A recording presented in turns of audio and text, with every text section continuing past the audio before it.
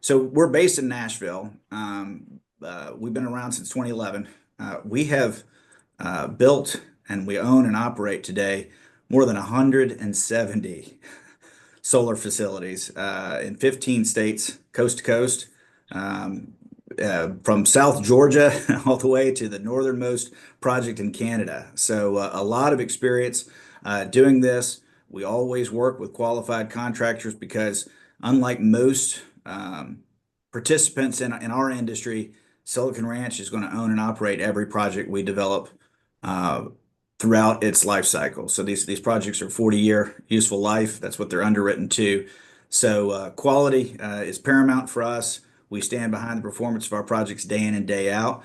We do work with qualified contractors. In this particular case, we're working with LPL Solar. We've worked with them before. They've got a lot of experience. They built over 200 projects in, I think, 13 states coast to coast and Canada, more than 20,000 megawatts worth of it.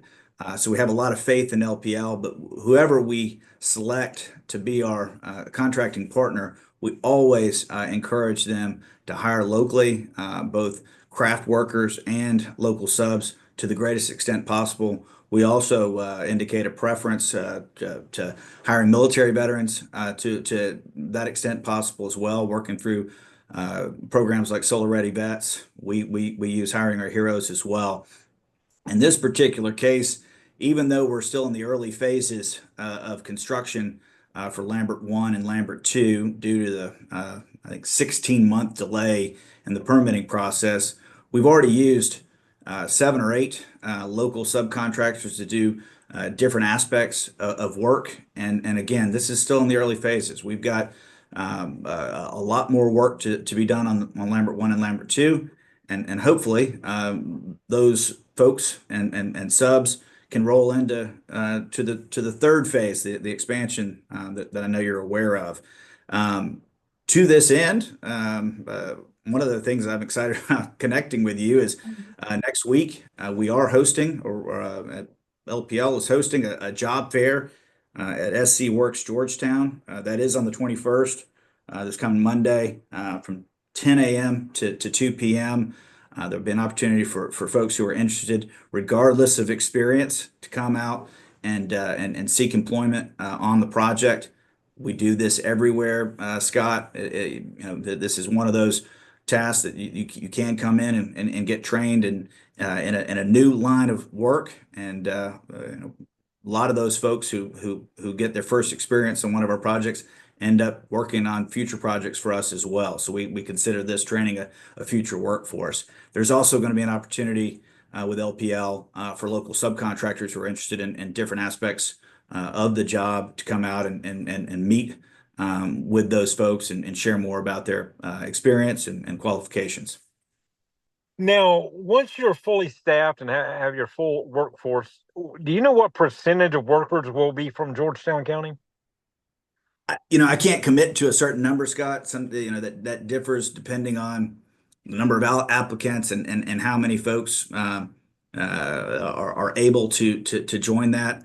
You know, it does range, and I know that sounds like I'm giving you kind of a broad answer. I think LPL typically, they say 40 to 50% is a lot of times a good target from the local labor pool.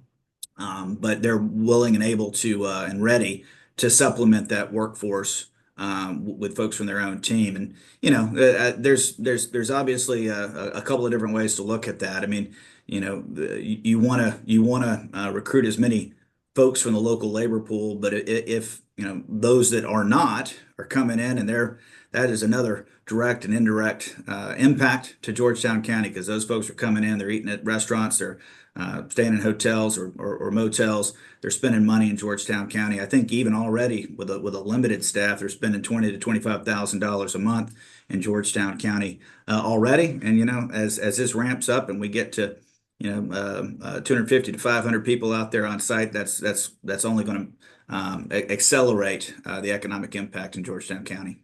Now, what do you define as local workers? And the reason I ask that is because at the last county council meeting, it was mentioned that some of the workers were from Charleston County, but one of the council members didn't seem to think that was local. So is local Yeah. just Georgetown County?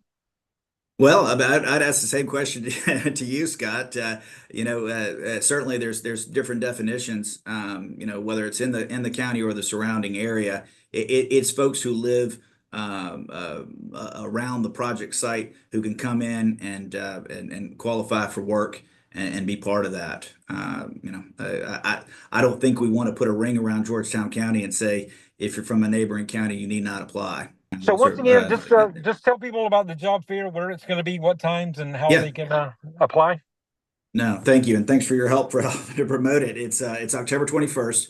That's next Monday, 10 a.m. to 2 p.m. at SC Works Georgetown. That's at 1105 Church Street in Georgetown.